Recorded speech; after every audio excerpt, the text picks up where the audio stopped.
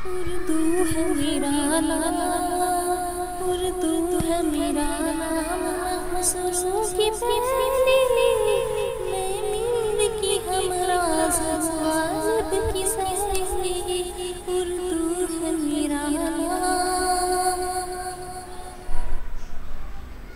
आप देख रहे हैं आपका अपना पसंदीदा चैनल उर्दू लिटरेचर। आप सभी का आपके अपने पसंदीदा चैनल उर्दू लिटरेचर पे खैर मकदम है। आज की वीडियो में हम देखेंगे कृष्णचंद के अफसाना अंधे का खुलासा। अफसाना अंधे कृष्णचंद के अफसानी मजमुआ हमवहशी में शामिल पहला अफसाना है। इस अफसाने का आगाज इस जुमले से होता है, चौक बम्बई के इंद्रकूचा पीर जहाजी में सिर्फ 2 घर हिंदुओं के थे। एक से मंजिला मकान गली में सबसे ऊंचा और खुशहाल मकान लाला बांशी राम खत्री का था। ये पंजाबी खत्री न थे। और इसका इख्तिताम इस जुमले पर होता है, पुलिस की माँ की और पुलिस की बहन की। मैं इस वक्त सीधा शाह आलमी जा रहा हूँ, किसी में हिम्मत है तो मुझे रोक ले। अल्लाहु अकबर। निचोड़, कृष्णचंद ने इस अफसाना अंधे में तकसीम के बाद बर्पा फसाद को बयान किया है और ये साबित करने की कोशिश की है कि हम इंसान अंधे होते हैं, अंजाम से बेखबर होकर दूसरे पर जुल्म करते हैं और उसके नतीजे में उसका असर हमारे घर पर भी होता है। जैसे रावी और उसके रिश्तेदार दूसरों के घर को जलाने और लूटने नहीं गए होते तो अपने घर और घर वालों की हिफाजत कर लेते। राहत इंदौरी का शेर मुनासिब मालूम होता है, लगेगी आग तो आएंगे घर कई जद में, यहाँ पे सिर्फ हमारा मकान थोड़ी है। खुलासा, रावी जो मुसलमान चमार है उसने सबसे पहले चौक बम्बई के इंद्रकूचा पीर जहाजी के रहायशों की तफसील बयान की है कि वहाँ सिर्फ 2 हिंदू लाला बांशी राम खत्री और राम नारायण ब्राह्मण के घर थे। लाला बांशी राम का मकान से मंजिला और गली में सबसे ऊंचा और खुशहाल था और राम नारायण ब्राह्मण का घर रावी के घर के सामने था। उसकी माँ लड़ाका औरत थी, जबकि राम नारायण खुद शरीफ ब्राह्मण था। उसके 3 बच्चे स्कूल जाते थे और चौथा लड़का 1 साल का था। रावी आगे बताता है कि फसाद शुरू होने पर सुलह कमेटी बनी जिसमें राम नारायण और लाला बांशी राम खत्री शरीक हुए और मुसलमानों की तरफ से मस्जिद के मुल्ला जी और लकड़ियों के टॉल के मालिक फतेह मोहम्मद भेजे गए और चौधरी फतेह मोहम्मद ने उन लोगों को यकीन दिलाया कि कुछ नहीं होगा। ये सुलह कमेटी भी कुछ दिनों की मेहमान थी, खत्म हो गई और बिहार में मुसलमानों पर जुल्म होते ही रावी, रशीद, फज्जे मोची, गिल्ले पहलवान और गली के 8-10 जवानों ने हिंदुओं को मजा चखाने का फैसला किया, जिस पर मस्जिद के मुल्ला ने बुरा भला भी कहा। ये लोग जाहिर चुपचाप रहे, लेकिन चुपके चुपके अपने घर की औरतों को भाटी गेट भेज दिए, जहां उनको महफूज तस्वुर किए, इसलिए कि यहाँ शाह आलमी का दरवाजा करीब था जहां हिंदुओं का बड़ा जोर था। रावी आगे कहता है कि फसाद हिंदुओं की जानिब से शुरू हुआ और लाहौर में जहां हिंदुओं का जोर था, इक्के दुक्के मुसलमान मारे जाने लगे तो लाहौर का मुसलमान भी उठा और 2 रोज में उनको नानी याद दिला दी। उनको देखकर कूचा पीर जहाजी के नौजवान मुसलमान भी उठ खड़े हुए, लाला बांशी राम खत्री के मकान जलाकर राख कर दिए। रावी को सिर्फ 2 बात का अफसोस है कि वो अपनी महबूबा लाल बांशी राम खत्री की छोटी बेटी पुष्पा को न बचा सका और उनके नादिर और कीमती अशिया, जेवर और अनाज में से कुछ हाथ न लगा।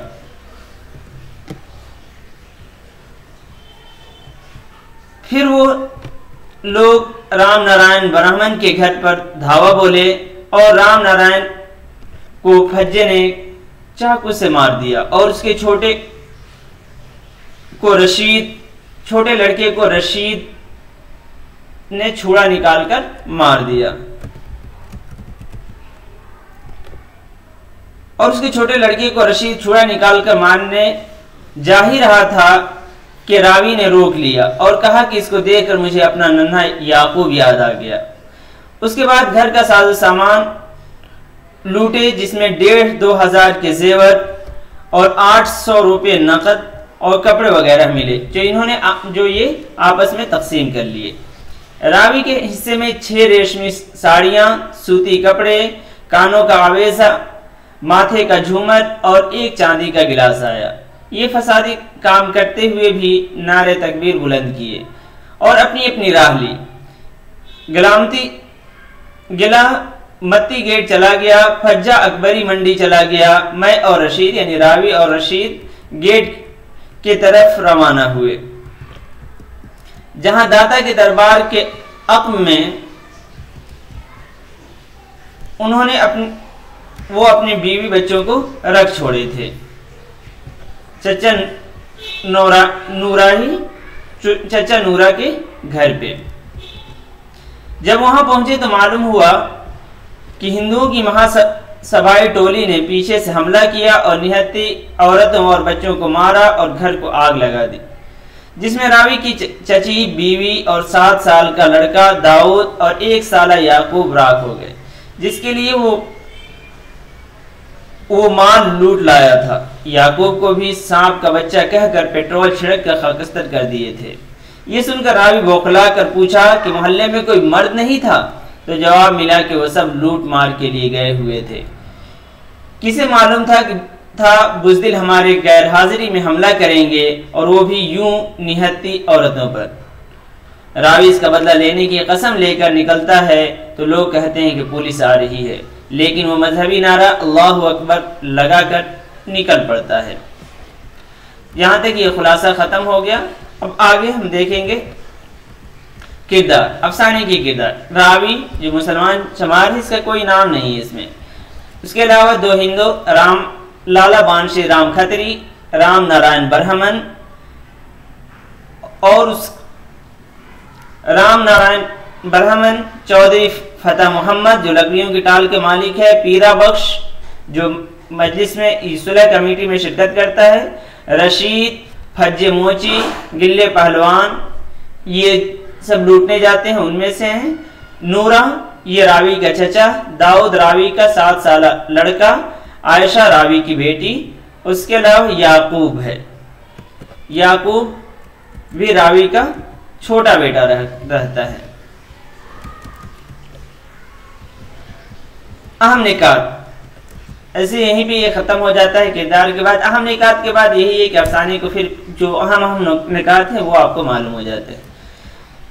चौक बम्बई की इंद्र कोचा पीर जहाजी में सिर्फ 2 घर हिंदुओं के थे, एक 6 मंजिला मकान। गली में सबसे ऊंचा और खुशहाल मकान लाला बानशी राम खत्री का था। ये पंजाबी खत्री न थे, यूपी के खत्री थे। लाला बानशी राम खत्री की छोटी बेटी पुष्पा 16-17 बरस की, जिसे रावी का इश्क चलता है। राम नारायण की माँ एक लड़ाका औरत है और राम नारायण खुद बेहद शरीफ ब्राह्मण था। राम नारायण के 3 बच्चे थे, तीनों स्कूल में पढ़ते थे। 14 लड़का कोई 1 साल का होगा। और जो फसाद शुरू हुआ तो शुरू में यहाँ सुलह कमेटी बनी, उसमें राम नारायण और लाला बानशी राम खत्री भी शरीक थे। हम लोग इस झंझट में नहीं थे। रावी कह रहा है मुसलमानों की तरफ से हमने मस्जिद के मुल्लाजी और लकड़ियों के टॉल के मालिक फतेह मोहम्मद को भेज दिया था। लाला बानशी राम के दादा मलखन राम ऑनरेरी मजिस्ट्रेट थे। तो ये किरदार भी याद रख सकते हैं, लेकिन ये किरदार नहीं, बस नाम आता है। मुसलमानों ने अपने घरों की औरतों को भाटी गेट भेज दिया था। शाह आलमी के दरवाजे में हिंदुओं का बड़ा जोर था। हिंदुओं ने फसाद शुरू किया। कुछ पीर जहाजी के नौजवान मुसलमानों ने लाला बानशी राम खत्री के मकान को आग लगा दी। राम नारायण ब्राह्मण के घर में घुसकर फज्जे ने उसकी पीठ में चाकू मारी और उसके घर से 1,500-2 हजार के जेवर मिले और 800 नकद और कपड़े मिले, जो आपस में बांट लिए। रावी के हिस्से में 6 रेशमी साड़ियां आईं और 2 से सूती कपड़े। गहनों में से कानों के आवेजे और माथे का झूमर और 1 चांदी का गिलास। गिलास जो है मती गेट चला गया, फज्जा अकबरी मंडी चला गया, और रावी और मैं यानी रावी और रशीद भाई गेट की तरफ रवाना हुए, भाटी गेट की तरफ, जहां दाता के दरबार पीछे अक़ब में उन्होंने अपनी बीवी बच्चों को रख छोड़ा था, चचा नूरा ही के घर में। कृष्णनगर की हिंदुओं की महासभाई टोली ने दाता के दरबार की जानिब अक़ब से हमला किया और आते ही आग लगा दी और रावी के चची बीवी और बेटे दाऊद और याकूब को जला दिए। अहम इक़्तिबास, यूं भी तो ये लोग बहुत कमीने थे, मुसलमानों को अच्छा नहीं समझते थे। और ईमान की बात तो ये है कि कौन काफिर ऐसा है जो मुसलमानों से धोखा न करता हो। ये तो उन लोगों के खमीर में है। हिंदू मुसलमान का सा दिल नहीं रखता। जिस तरह मुसलमान साफ और खरी बात सबके सामने कह देता है, हिंदू तो बस जुबान का मीठा है, अंदर से बस भरा है। जिसने हिंदू बच्चे पर एतबार किया वो मरा। अगला इक़्तिबास, ऐसा आदमी भी किस काम का, यानी किसी बात पर लड़ेगा ही नहीं। अब जब दूसरा आदमी इस कदर मीठा हो तो हम किस तरह उससे झगड़ेंगे। उससे झगड़ने को बहुत जी चाहता था, मगर हमेशा तरह दे जाता। मुझे तो ऐसे आदमियों से सख्त कद है। अब भाई एक ही मोहल्ले में रहते हैं, कभी तो बर्तन साथ साथ रखे हुए खड़खड़ा उठते हैं और एक तुम हो कि कभी बोलते ही नहीं। अगला इक़्तिबास, ये हिंदू औरतें किस कदर बेहया होती हैं, न पर्दा न शर्म न लाज, सबके सामने छाती खोल के दूध पिलाने लगती हैं अपने बच्चों को, और ये बच्चे भी क्या चुसुर चुसुर दूध पीते हैं। अरे अभी कल की बात है कि हम सारे हिंदुस्तान के बादशाह थे और ये दाल खाने वाले काफिर हमारी जूतियों तले लौटते थे, और आज उनकी ये हिम्मत हो गई। अगला इक़्तिबास, अगला और आखिरी इक़्तिबास है पुलिस की माँ की और पुलिस की बहन की। मैं इस वक्त सीधा शाह आलमी जा रहा हूँ, किसी में हिम्मत है तो मुझे रोक ले। अल्लाह अकबर। यहाँ पे खुलासा खत्म होता है। अल्लाह हाफिज।